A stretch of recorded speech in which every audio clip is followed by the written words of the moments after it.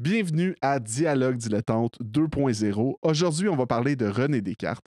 Et dans le fond, ça va être une petite introduction aux prochains épisodes qui vont suivre. Aujourd'hui, on va faire un overview, un survol, un aperçu de la vie de Descartes et pourquoi il a été important.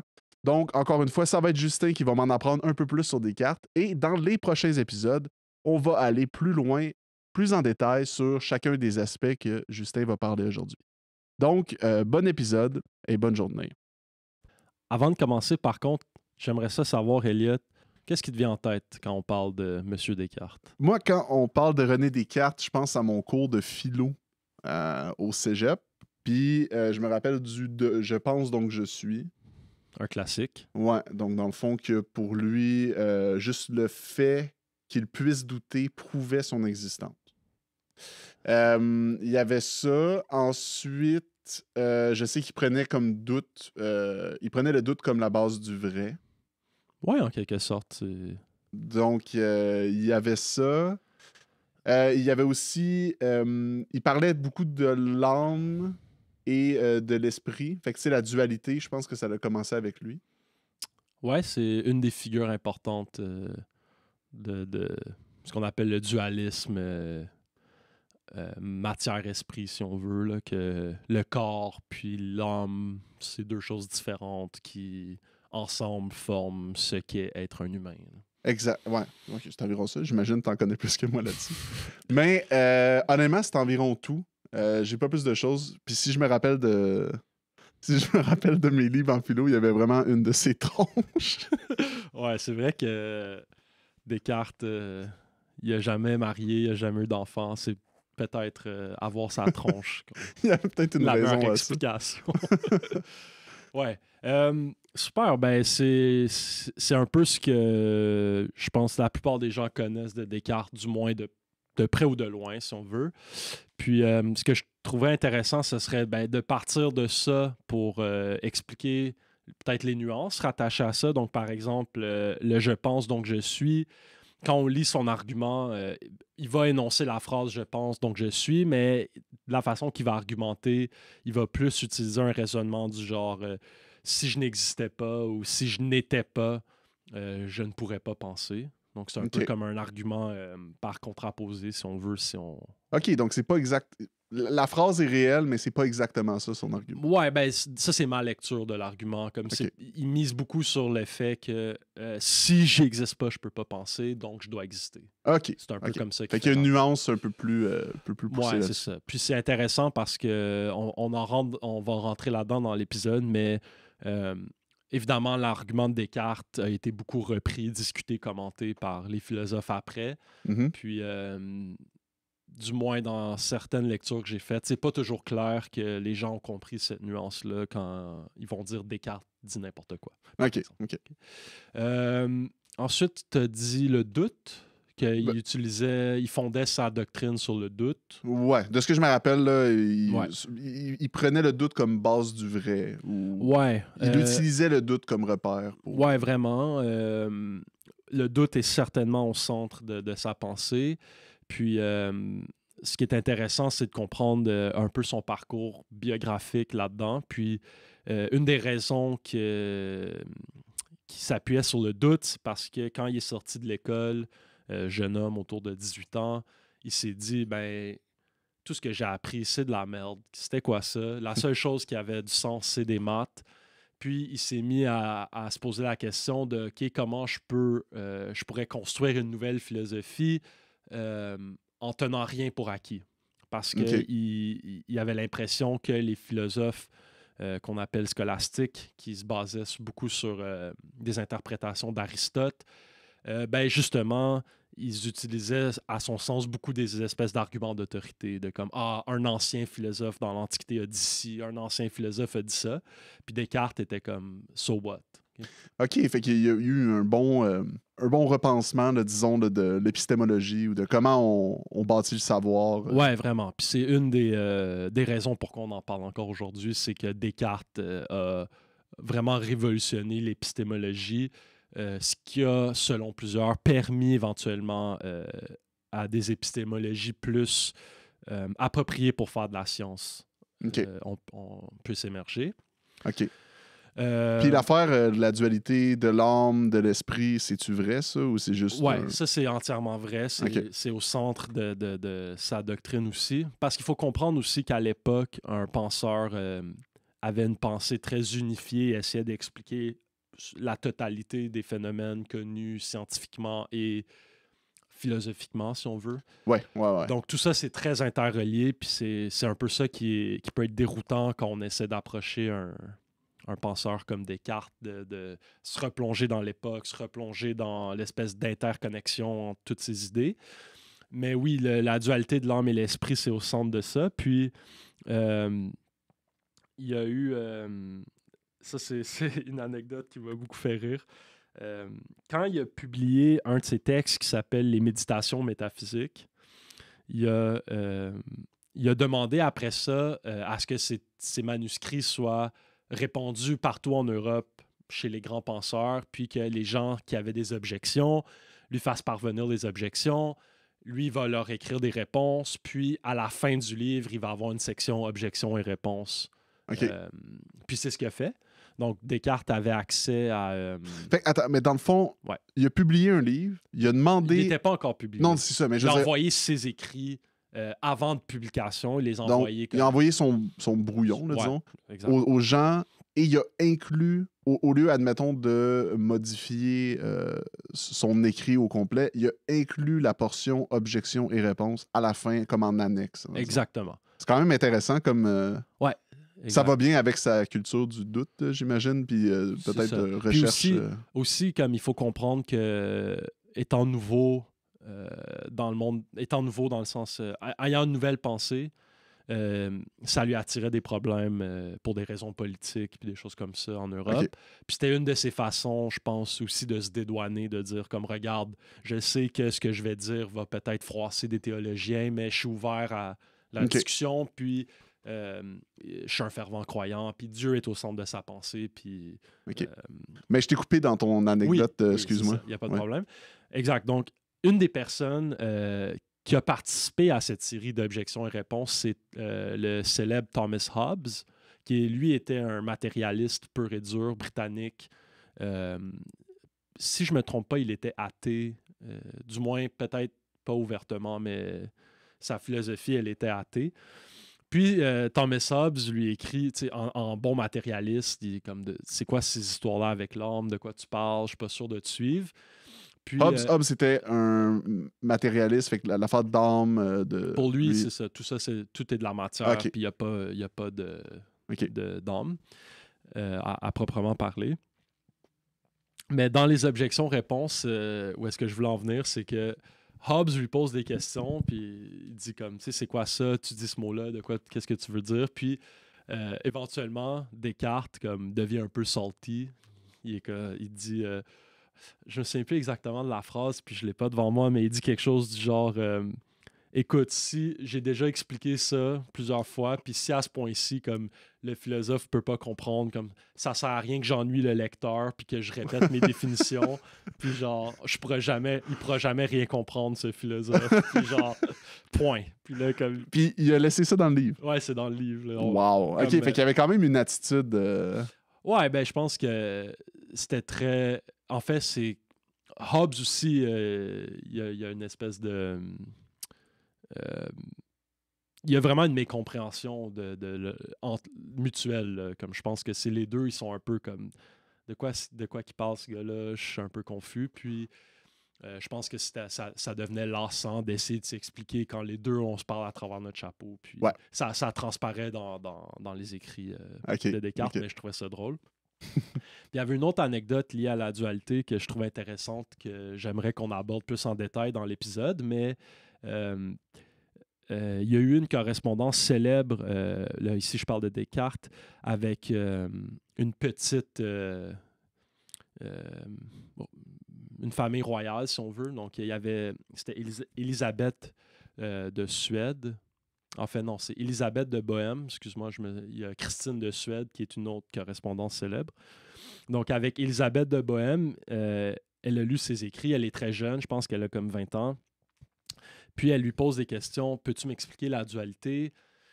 En fait, elle lui pose une question, puis elle lui dit, si notre corps est de la matière, mais notre âme ne l'est pas. Comment que notre âme affecte notre corps? Parce que selon ta doctrine physique, il y a juste la matière qui peut interagir avec la matière. Donc, comment est-ce que notre pensée, si on veut, nos pensées peuvent agir sur notre corps? Comment est-ce qu'on peut avoir une volonté de faire des mouvements, des choses comme ça? Puis Descartes n'est pas vraiment capable de répondre. Il dit, c'est un peu, lui, il avoue lui-même, c'est un peu un mystère. Il essaie de comme expliquer un peu par la bande, mais il n'y arrive pas. Puis certains philosophes, un en particulier, qui est un philosophe aujourd'hui connu pour ses théories sur la conscience, va dire que cet argument d'Élisabeth de Bohème, c'est le premier argument physicaliste de la conscience.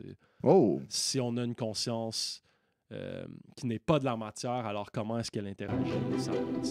Merci d'écouter Dialogue dilettante. Je prends ce petit moment, cette petite pause, simplement pour vous inviter à vous abonner à la chaîne YouTube si vous êtes sur YouTube, à venir déposer un like si vous êtes sur Facebook et à venir déposer un rating si vous êtes soit sur Spotify ou sur Apple Podcast. Ça va grandement nous aider, donc n'oubliez pas de liker et de vous abonner. Merci et on revient à l'épisode. Et donc, dans cette correspondance-là, avec cette Élisabeth de Bohème, ça serait le premier argument physicaliste qu'on aurait vu écrit ou qu'on a gardé mémoire de dans la littérature. Exact. Selon un philosophe qui s'appelle Jaegwon Kim, qui est très connu pour ses théories sur la conscience. Mais, OK. Fait que là, mettons, là, je pense que on a fait un survol, mettons, de ce que moi je connaissais, puis toi, t'en connais pas mal plus sur Descartes, mais j'imagine qu'il y a une raison pourquoi tu as choisi Descartes, ou une raison pourquoi tu trouves ça important d'en parler. Ouais. Tu sais, toi, s'il y avait des choses que je connais pas sur Descartes, puis sur lesquelles je devais savoir. Parce que là, juste pour le podcast, le biais du podcast, c'est une introduction à l'épisode qu'on va faire sur Descartes. On va en parler pas mal plus grandement, il va y avoir des sections et tout. Mais moi, je m'y connais pas sur Descartes, je connais juste ce que j'ai dit tantôt. Fait que si t'avais des bullet points ou genre juste me faire une espèce d'introduction de qu'est-ce qui est important dans la vie de Descartes, qu'est-ce que tu peux me dire de plus là-dessus?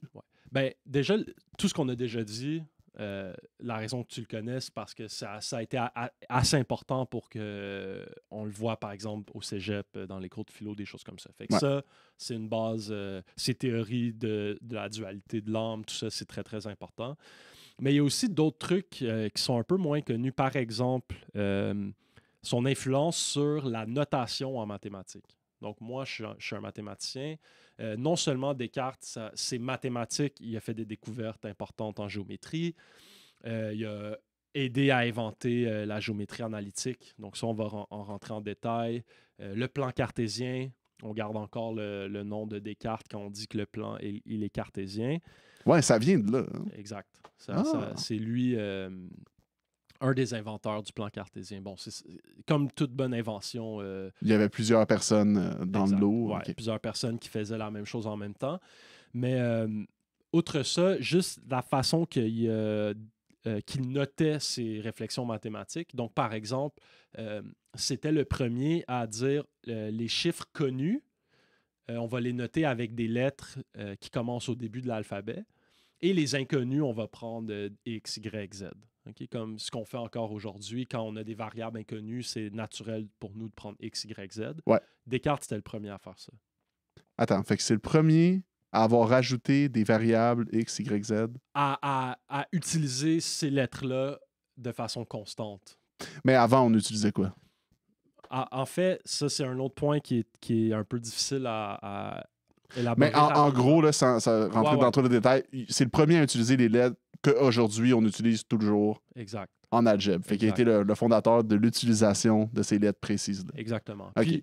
Puis on va rentrer dans ces détails-là, mais son approche de poser des variables inconnues dans les équations pour les résoudre, c'était pas entièrement nouveau, mais il l'a exploité d'une façon qui n'avait jamais été exploitée encore. OK. Puis c'est ça qui a permis de faire le pont entre la géométrie et l'algèbre. Donc, de résoudre des problèmes de géométrie en trouvant la valeur de X dans une équation, par exemple. Wow. Donc, ça, c'est ce qu'on apprend au secondaire, mais ça, c'était révolutionnaire à l'époque parce qu'avant ça, on faisait la géométrie purement euclidienne où est-ce qu'il n'y a pas de mesure de longueur, il n'y a pas de variable, c'est juste je prends des côtés avec des compas, puis des règles, puis je trace, puis je fais des théorèmes comme Puis ça. ça, on l'apprend presque plus, là, cette méthode-là, aujourd'hui. Non, c'est ça. C'est trop faible, résoudre des problèmes géométriques sans utiliser l'algèbre puis le plan cartésien. Ouais, aujourd'hui, ça semble fou de faire de la géométrie sans... Ben pas, ça semble fou, là, Ouais. mais ça... Ben, c'est comme si, tu sais, je te dis, plutôt que prendre ma voiture, je vais prendre comme un carrosse puis un cheval. Là. Ouais, C'est- ok. Pourquoi tu ferais ça? Tu sais? On a beaucoup mieux maintenant. Ok. C'est vraiment, à ce point-là, la force de sa technique est à ce point-là importante. OK. Cool. Quoi d'autre? Il est aussi on se souvient peu, mais il a été important en physique. Bon, ça, on s'en souvient dans certains cercles, là, que comme... En physique. ouais, Ouais. donc il a fait des contributions en physique, juste sa vision matérialiste, ben, mécaniste, si on veut, du monde. C'était pas le seul, là, c'était un peu partout en Europe, mais il a vraiment beaucoup réfléchi à comment une philosophie mécaniste pourrait donner lieu à des théories physiques. OK. Puis par exemple, Newton, quand il était adolescent, a étudié Descartes en long et en large, puis il dit dans sa théorie mécaniste, ça semble accroché ici, puis ça a beaucoup stimulé les idées de Newton, qui, on sait, a éventuellement créé la mécanique classique là, qu'on utilise encore à ce jour. OK. Parfait. Puis sinon, il a aussi fait des contributions en médecine, si on veut, ou en biologie. Ça, on s'en souvient très peu, mais il a écrit un traité qui s'appelle le Traité de l'homme, qui a été très important. Il a fait beaucoup d'expériences, des dissections, des trucs comme ça, pour OK. explorer des corps animaux, pour fonder sa théorie. Puis on va voir que c'est un petit peu vieux jeu, mais c'est quand même important pour l'époque. Il va dire que notre cerveau envoie des esprits animaux dans nos nerfs pour contrôler nos mouvements, par exemple. Donc aujourd'hui, on sait que c'est des flux électriques, mais à l'époque, on n'a aucune théorie de l'électricité, on ne comprend pas ce phénomène-là. Mais Ouais. Descartes, pour que le corps puisse fonctionner d'un point de vue mécanique, il comprend qu'il doit y avoir quelque chose qui se transmet du cerveau jusque dans les muscles. Wow. Puis lui, il va appeler ça les esprits animaux. Puis quand j'ai lu le traité, tu vois qu'il n'est pas vraiment capable d'expliquer c'est quoi. Il dit c'est un vent subtil. Puis il y a d'autres théories, d'autres idées un peu folles, mais qui sont folles parce qu'aujourd'hui, on en connaît beaucoup plus. Mais par exemple, il va dire OK, ben pour que notre corps fonctionne, il y a besoin d'énergie. Mais lui va appeler ça de la chaleur. Puis là, il va dire d'où vient la chaleur. Ben, il va dire dans notre cœur, il y a un feu. Littéralement un feu qui brûle en permanence. Puis c'est pour ça que comme notre sang, quand il passe dans notre cœur, il se fait oxygéner. Il se fait... ouais, ben c'est ça. Il se fait comme donner du chaud, genre. Il se fait donner de la chaleur. Ben, on dirait qu'il... Ben là, je l'ai pas lu, là, mais tu sais, c'est comme... Il comprenait un peu le système. Il a peut-être fait des avancements sur la connaissance d'un système ou comme la compréhension de certains trucs, mais Ouais. le ground, la manière qu'il l'explique est peut-être pas la... C'est ça. Comme la circulation du sang était déjà connue. Ouais. C'est pas lui, c'était lui. Descartes, il adhérait à la théorie de la circulation du sang, ce qui n'était pas le cas de tout le monde. Beaucoup disaient que ça n'avait pas de sens. C'est fou quand même qu'à cette époque-là, on savait même pas, ou on en doutait, qu'il y ait une circulation du sang. Ouais. J'aurais cru qu'on l'aurait su bien avant. Il est né en quelle époque? Descartes, il est né au 16e siècle. 16e siècle. Fait que c'est... Okay. Quand même. J'aurais cru qu'on aurait su ça dans les temps des Grecs. Ben, peut-être que les Grecs le savaient. Okay. Mais comme beaucoup de trucs, on les redécouvre dans le monde moderne. Mais je connais pas les détails sur la théorie de la circulation du sang. Là, spécifier, je voulais parler de la Grèce antique parce que les Grecs existent toujours. Désolé pour... Oui, on s'entend là-dessus. Okay. Mais ouais, ce traité-là, il est assez comique quand tu le lis parce que c'est tellement daté, mais en même temps, il y a une parcelle de génie quand même dans ces traités anatomiques. Ben, c'est pas de l'anatomie, là, mais... Fait que là, il était important en médecine, en mathématiques, en philosophie, puis dans chacun de ces aspects-là, il est important pour plus d'une affaire. Ouais. Fait qu'au final... Mais c'est quand même fou parce que moi, de ce que je me rappelle de Descartes, c'est juste dans mon cours de philo. Ouais. Fait que c'est quand même intéressant d'aller voir tout ce que... C'est ça. Puis ça, c'est... peut-être qu'on pourrait terminer là-dessus, mais dans les sciences naturelles, c'est rare qu'on étudie les vieilles théories qui ne marchent plus. Ben, ouais. Quand on fait de la physique, OK, on va étudier Newton parce que ça marche encore puis c'est utile, mais on ne va pas aller lire les textes de Newton. On va lire des textes modernes où est-ce qu'on réexplique Newton dans un contexte plus approprié. Ouais.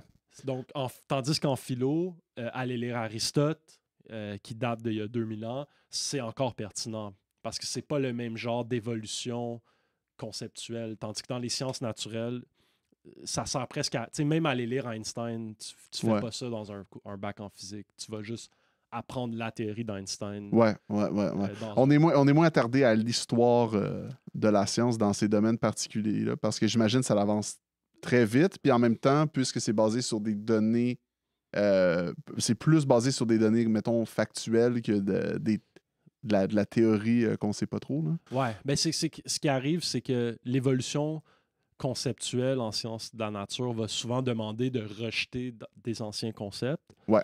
Puis Okay. là, ce qui arrive, c'est quand tu essaies de lire, par exemple, tu essaies de lire Newton à son époque, il va plein de concepts qui sont vraiment ambigus, puis que ça a pris peut-être 1 siècle ou 2 siècles pour éclaircir c'est quoi, comment on peut donner une définition mathématique, puis tout ça. Alors, quand tu lis Newton ou même Descartes ou n'importe qui, c'est un grand travail de, premièrement, juste comprendre c'est quoi son vocabulaire, de quoi il parle, tout ça. Fait que c'est un peu normal, je pense, qu'on ne s'attarde pas à ça parce que c'est... OK. Éventuellement, il faut apprendre, faire les calculs, puis passer à autre chose. Ouais, absolument. Parfait. Ben, est-ce que tu avais une dernière chose à dire avant qu'on... Peut-être, dernière anecdote que je trouvais drôle. Descartes était connu pour passer beaucoup de temps dans son lit. Donc, le matin, il restait dans son lit jusqu'à midi, disons, là, puis il réfléchissait à ses problèmes couchés. Mais par paresse ou par obligation? Non, juste parce... En fait, quand il était jeune, il a pris cette habitude-là parce qu'il était souvent malade. Là. OK. Puis... Fait que c'était un lève-tard, mais productif dans son lit quand même. On le pense. OK, ben c'est cool. Ben, pour le monde qui écoute, nous, on va faire d'autres épisodes sur les points qu'on a discutés en ce moment, je pense. Ouais. Ouais. Puis, restez là, c'est seulement l'introduction. Puis, dans les prochains épisodes qui vont sortir dans les prochaines semaines, on va rentrer plus en détail dans les aspects qu'on a discutés. Et donc, merci d'être là. Si vous aimez ça, n'oubliez pas de nous lâcher un like sur YouTube, de vous abonner à la chaîne, de nous laisser des commentaires, de nous parler si vous voulez. Merci. Bonne fin de journée. Merci.